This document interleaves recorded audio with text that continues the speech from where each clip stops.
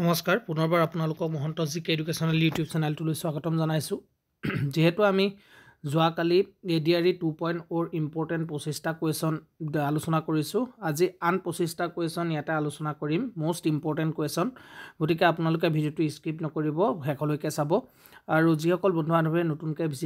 মোৰ চেনেলটো ভিজিট কৰিছে আপোনালোকে চেনেলটো ছাবস্ক্ৰাইব কৰি ৰাখিব এনে ধৰণৰ ভিডিঅ'ৰ নটিফিকেশ্যন পাবৰ বাবে আজি প্ৰথমটো কুৱেশ্যন চাওক তলৰ কোনবিধৰ বাবে তাজমহলৰ প্ৰতি ভাবুকি আহি পৰিছে সুধিছে ইয়াতে আপোনাৰ অপচনত আছে সালফাৰ ডাই অক্সাইড ক্লোৰোফ্লুৰোকাৰ্বন কাৰ্বন মনক্সাইড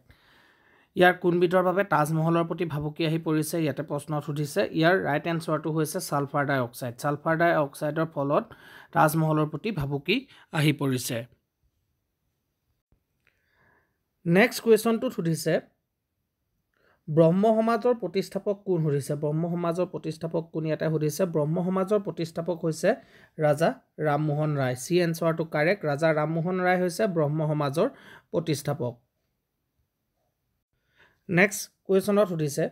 পৃথিৱীৰ গাতে লাগি থকা বায়ুমণ্ডলৰ স্তৰটো কি পৃথিৱীৰ গাতে লাগি থকা বায়ুমণ্ডলৰ স্তৰটো হৈছে ইয়াৰ এনসাৰ সি টো কাৰেক্ট ট্ৰপোস্ফিয়াৰ হৈছে পৃথিৱীৰ গাতে লাগি থকা বায়ুমণ্ডলৰ স্তৰ নেক্সট কুৱেশ্যনত সুধিছে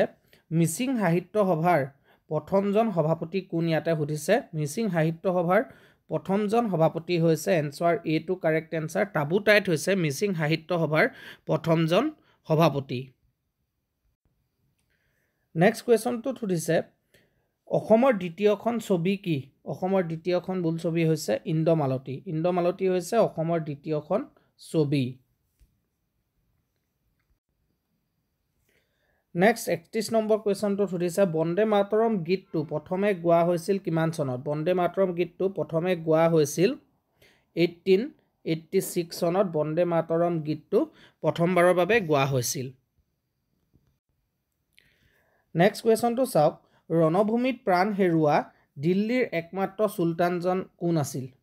ৰণভূমিত প্ৰাণ হেৰুৱা দিল্লীৰ একমাত্ৰ সুলতানজন আছিল answer B to correct Ibrahim Lodi আছিল ৰণভূমিত প্ৰাণ হেৰুৱা দিল্লীৰ একমাত্ৰ সুলতান নেক্সট কুৱেশ্যন ময়ূৰ সিংহাসন কোনে নিৰ্মাণ কৰিছিল সুধিছে ইয়াৰ এনসাৰ কাৰেক্ট এনসাৰ হৈছে সি শাহজাহানে ময়ূৰ সিংহাসন নিৰ্মাণ কৰাইছিল নেক্সট কুৱেশ্যনত সুধিছে লুডি বংশৰ প্ৰতিষ্ঠাতা কোন আছিলে লুডি বংশৰ প্ৰতিষ্ঠাতা আছিল Bahlul Lodi answer B correct answer Bahlul Lodi আছিল লুডি বংশৰ প্ৰতিষ্ঠাতা নেক্সট কুৱেশ্যন ভেকুৰক কেইটা ভাগত শ্ৰেণীবিভাগ কৰা হৈছে ভেকুৰক এনসাৰ সি টু কাৰেক্ট এনসাৰ তিনি ভাগত শ্ৰেণীবিভাগ কৰা হৈছে ভেকুৰক তিনিটা ভাগত শ্ৰেণীবিভাগ কৰা হৈছে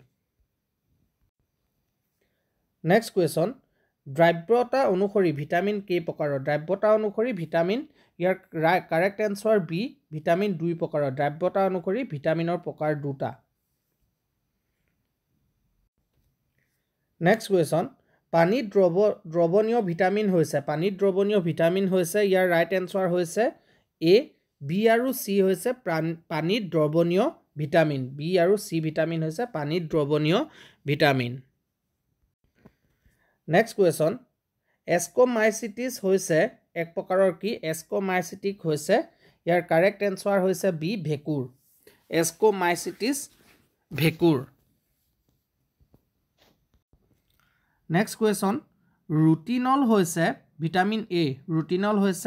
vitamin A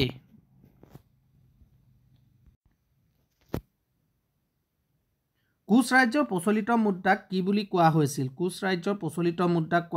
year right answer B Narayani বুলি কোৱা হৈছিল কোচ ৰাজ্যৰ যি প্ৰচলিত মুদ্ৰা আছিল সেই মুদ্ৰাক নাৰায়ণী বুলি কোৱা হৈছিল নেক্সট কুৱেশ্যন আহোম যুগৰ প্ৰচলিত মুদ্ৰাবোৰৰ আকাৰ কি আছিল ইয়াৰ এনসাৰ সি টু কাৰেক্ট আঠচুকীয়া অথবা অষ্টভুজাকৃতিৰ আছিল আহোম যুগৰ যিসমূহ প্ৰচলিত মুদ্ৰা আঠচুকীয়া অথবা অষ্টভুজাকৃতি আছিল কেতিয়াবা এক্সামত অষ্টভুজাকৃতি বুলিও আহিব পাৰে তেতিয়া অষ্টভুজাকৃতিটোৱে শুদ্ধ হ'ব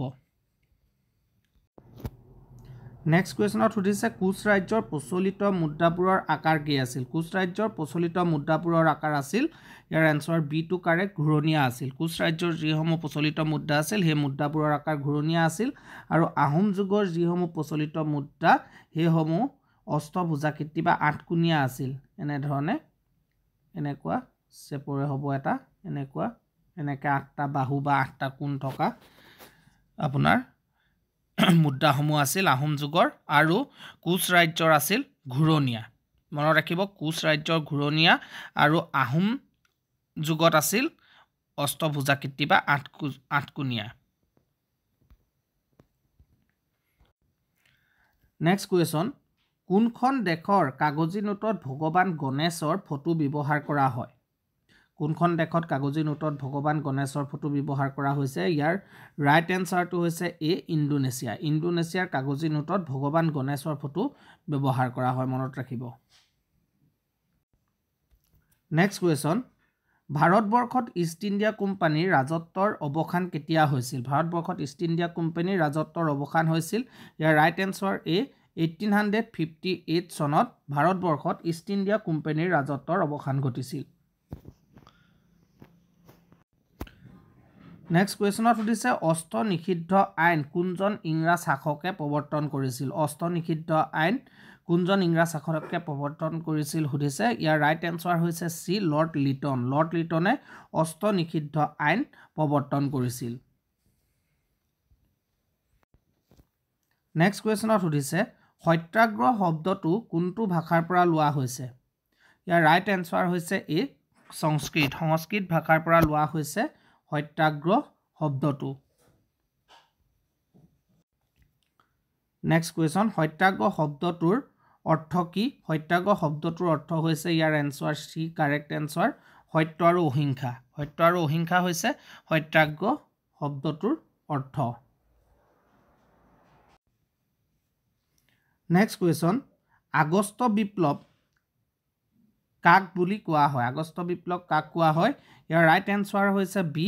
ভাৰত্যাগ আন্দোলনক আগষ্ট বিপ্লৱ বুলি কোৱা হয় এই ভাৰত্যাগ আন্দোলন কিমান চনত হৈছিল 1942 চনত ভাৰত্যাগ আন্দোলন হৈছিল মনত ৰাখিব আৰু ইয়াক কি নামেৰে জনা যায় আগষ্ট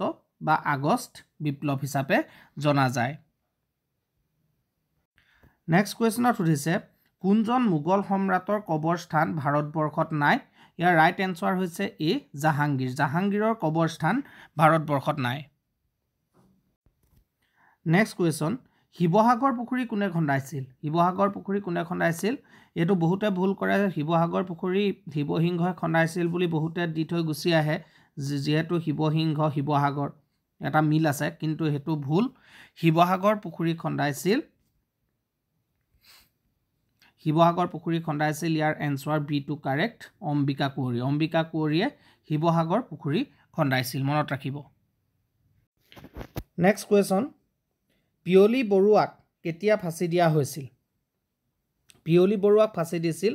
ইয়াৰ এনসাৰ এ টু কাৰেক্ট এনসাৰ 1858 চনত পিয়লি বৰুৱাক ফাঁচি দিয়া হৈছিল নেক্সট কুৱেশ্যন পৰাধীন ভাৰতৰ প্ৰথম প্ৰধানমন্ত্ৰী কোন আছিল পৰাধীন ভাৰতৰ প্ৰথম প্ৰধানমন্ত্ৰী আছিল answer B correct answer Syed Mohammad Saadulla আছিল পৰাধীন ভাৰতৰ প্ৰথম প্ৰধানমন্ত্ৰী নেক্সট পৰাধীন অসমৰ প্ৰথম মুখ্যমন্ত্ৰী মহম্মদ ছাদুল্লাহ কোনটো ৰাজনৈতিক দলত প্ৰাৰ্থিত্ব কৰিছিল ইয়াৰ ৰাইট এনসাৰটো হৈছে বি মুছলিম লীগৰ পৰা প্ৰাৰ্থিত্ব কৰিছিল নেক্সট কুৱেশ্যন অসম ছাত্ৰ সন্মিলনৰ প্ৰথম অধিৱেশন কেতিয়া অনুষ্ঠিত হৈছিল ইয়াৰ ৰাইট এনসাৰটো হৈছে এ 1961 চনত হৈছিল অসম ছাত্ৰ সন্মিলনৰ প্ৰথম অধিৱেশন নেক্সট কুৱেশ্যন কোন মোগল সম্ৰাটৰ অনুমতি লৈ ইংৰাজসকলে ভাৰতত বেপাৰ বাণিজ্যৰ পাতনি মেলিছিল ইয়াৰ ৰাইট এনসাৰ বি জাহাংগীৰৰ অনুমতি লৈ সেই সময়ত ৰজা আছিল জাহাংগীৰৰ অনুমতি লৈ ইংৰাজসকলে বেপাৰ বাণিজ্যৰ পাতনি মেলিছিল আৰু আজিৰ একেবাৰে শেষৰ কুৱেশ্যনটো চন্দ্ৰগিৰি ৰজাৰ পৰা তলৰ কোনখন ঠাই ইংৰাজসকলে কিনি লৈছিল ইয়াৰ ৰাইট এনসাৰ হৈছে সি মাদ্ৰাছ চন্দ্ৰগুৰি ৰজাৰ পৰা ইংৰাজসকলে মাদ্ৰাজ নামৰ ঠাইখন কিনি লৈছিল। বন্ধু বান্ধৱীসকল,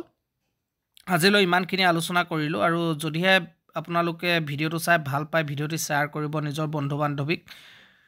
যাতে তেওঁলোকো ইয়াৰ দ্বাৰা অলপ হ'লেও উপকৃত হ'ব পাৰে। আৰু যদি ইয়াতে কিবা কিবি ভুল ভ্ৰান্তি হৈছে আপোনালোকে সেইবোৰ কমেণ্টৰ দ্বাৰা জনাই দিব, যিহেতু ভুল হ'ব পাৰে, গতিকে কমেণ্টৰ দ্বাৰা আপোনালোকে জনাই দিব কিবা ভুল থাকিলে। আৰু যিসকল বন্ধু বান্ধৱী এতিয়ালৈকে মোৰ চেনেলটো ছাবস্ক্ৰাইব কৰা নাই আপোনালোকে ছাবস্ক্ৰাইব কৰি ৰাখিব। আপোনালোকে এনেধৰণৰ এক্সাম ৰিলেটেড কুৱেশ্যন এনচাৰসমূহ পোৱাৰ লগতে বিভিন্ন গভৰ্ণমেণ্ট বা প্ৰাইভেট জবৰ ইয়াতে নটিফিকেশ্যনসমূহ দি থকা হয়, আপোনালোকে সেইসমূহ সময়মতে লাভ কৰিব পাৰিব।